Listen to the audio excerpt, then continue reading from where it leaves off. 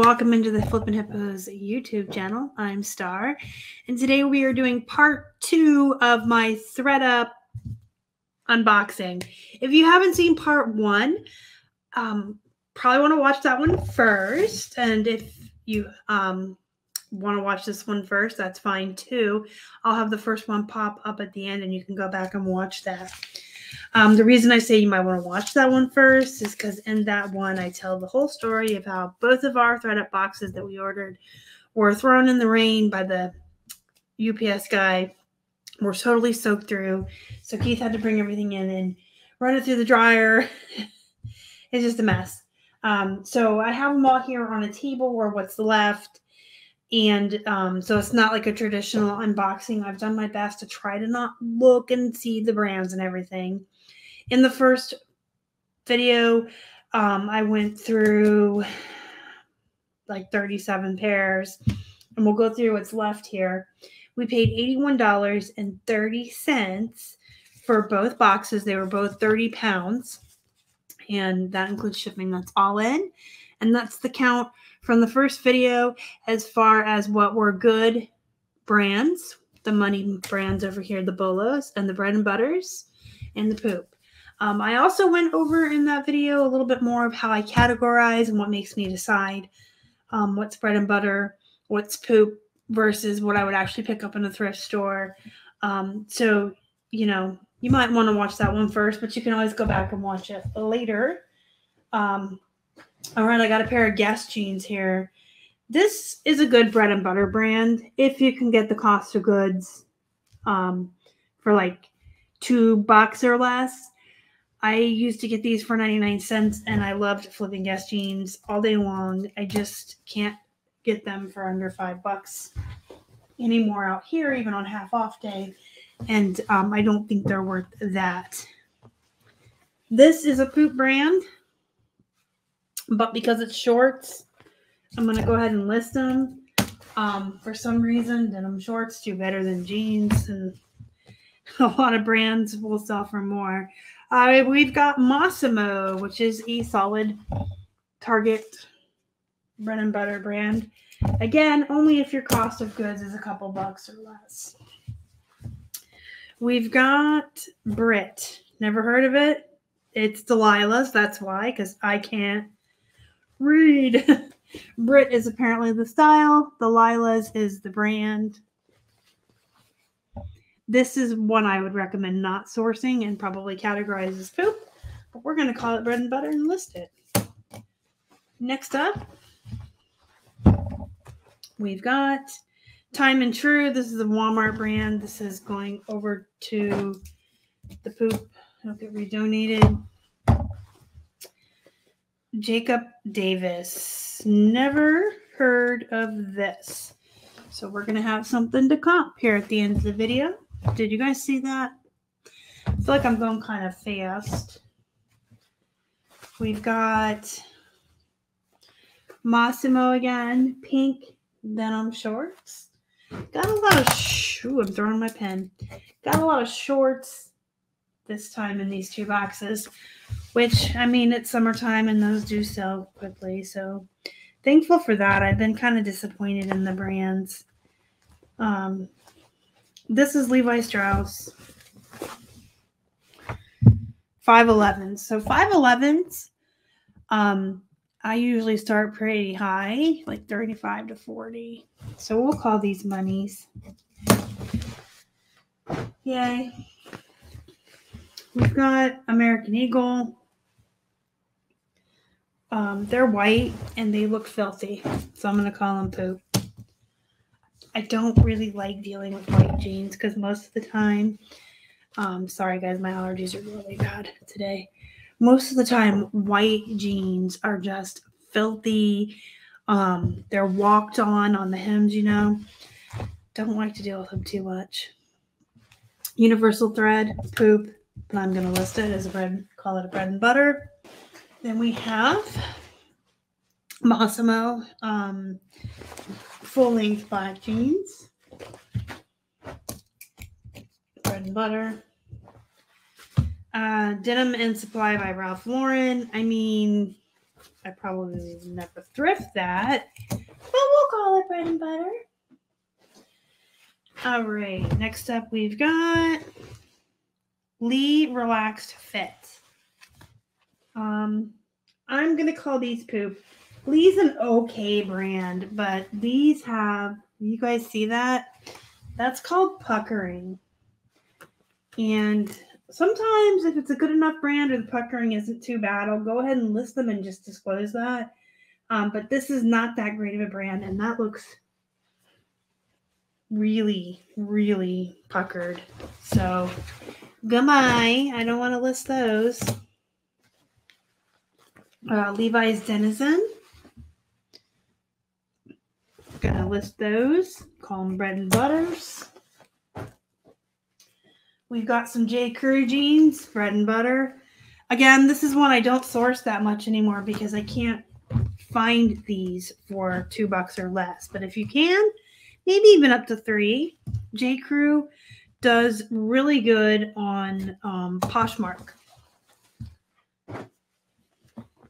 Zara, I consider it a bread and butter brand. I know some people, hold this brand in higher esteem. I just don't think it is anymore. All right. Ooh. Peach. We're going to mark those as money jeans. Paige used to be worth a lot more. I start them around 30 now. They used to go for like 40 for me. But everybody's got a race to the bottom. These are H&M. I would probably never source H&M. Not even for 99 cents. But we're going to go ahead and list these because they came in my box and I want to list as much as I can out of it. All right. They're sellable, right? All right, these are some pants. These are Levi's, $5.14. I'm gonna look those up with you guys at the end because I don't have all of the Levi's memorized, but I do have a cheat sheet which I'll look at. Universal thread. Gonna list them and see what happens. We've got men's Wranglers, solid bread and butter. I love men's Wranglers. Okay, so for what they are, they only sell for about $25, but they always sell within like 3 days of being listed. So whenever I find these for 99 cents,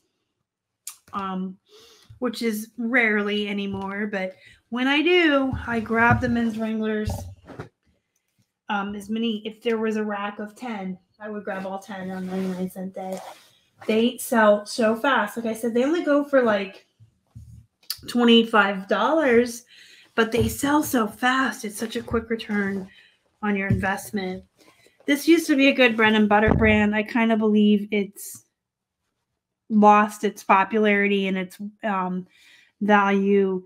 I'm not sure if it's just that the brand isn't popular anymore or it's that race to the bottom. But I'm going to go ahead and call these bread and butter and list them. Another pair of Paige. These are the Vertigo crops. By the way, Paige usually has names. So you want to look for those when you find your Paige jeans. We've got another filthy pair of white jeans. I can tell you from here, they're just covered in black marks and ick-a-puck. Icky poo-poo. Lee Riders Relaxed. All right, so these Lees I will list because they're in pretty good shape. And we have a pair of apple bottom jeans. Now these used to be good, but I don't know if they are anymore. So we're going to comp them together and see if they're still good. They are missing their button. So these are going to have to they're going to be counted as poop, depending on the comps, but I'm sure they're not worth that. I didn't sad. No button. Boots with the fur. Apple bottom jeans. We're still going to look them up out of curiosity. I can't list them, but We'll look them up. I mean, if they're worth enough, maybe I'll list them. This is a denim jacket with absolutely no tags. That is a lie. There's one tiny tag way down here. 100% cotton, made in the USA.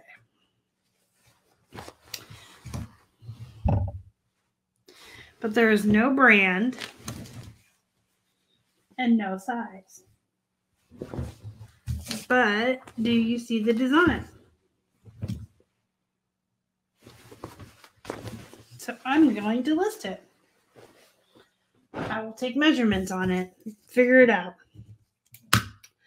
Because denim coats kind of fall into the same line as denim booty shorts. They just seem to do well. So I'm going to quickly pull up my cheat sheet here and tell you guys about these 514s. All right, they are under my $30 column for Levi's. So I would pay $5 for those on half off day. I'd source them. So we're going to call them, they're not like huge money below, but some Levi's are worth more than others. And, you know, there's some that are worth 40, 50, 60. But the $30 ones, you know, they're good. I guess they're bread and butter. We'll move them over to that column. And then let me share my screen with you. And we can go comp these other ones real quick. So we're looking for the Jacob Davis jeans without fur. Because, you know, they're not apple bottom jeans. Boots with the fur. That song's going to be in my head like an earworm for like days now. Jacob Davis women's jeans. All right. So, well, I was going to say that's poop, but look at these. So let me go mark used. And it looks like people are being turds per usual. But most of these are like being listed at $25, $30, and even above. Let me look at solds. Only one has sold back in April for $20. So bad sell-through rate, listed for high money. I'm gonna call it a bread and butter. Because even if I can list them for 20, 30 bucks, looks like they have really bad sell-through rate. Okay, and then I just wanted to, just out of curiosity, I know way back when I started, these were worth money, but probably not so much anymore. Did mine have apples on them? Mine did, in fact, have the apple pockets. Okay, so we're looking at, I mean, yeah, like 25 to 30. It looks kind of rough. Some people sell them for really a little bit. 20, 21. And these are the solds. So, those sold for 30 plus shipping, so that's like 40. You know, I bet you I could get 20 or 25 for these without the button. I'm going to put them in bread and butter, and I'm going to go ahead and get measurements and do photos and just disclose that they don't have a button. And, like, I'll recomp them and do a little more research when I'm not on a video. And, see what I think I can get for them. All right, so total jeans. Okay, we've got 8 monies. I did move the one Levi's over because they're only $30, so we'll call those bread and butter. And so we have 8 monies, 49 bread and butters, and 7 that I had to call poop that I will have to get rid of. They are not listable or viable to be listed at all. So out of 60 pounds of denim, I have 49 bread and butters, and 8 monies. So that is 57 items that I can list. And we spent $81.30. So, and let me get out my trusty calculator. Divided by 57.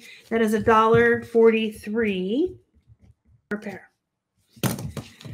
Most of them are, like I said, 49 pairs of bread and butter. And out of those, like, solid bread and butter brands, I would say are maybe half of that or less.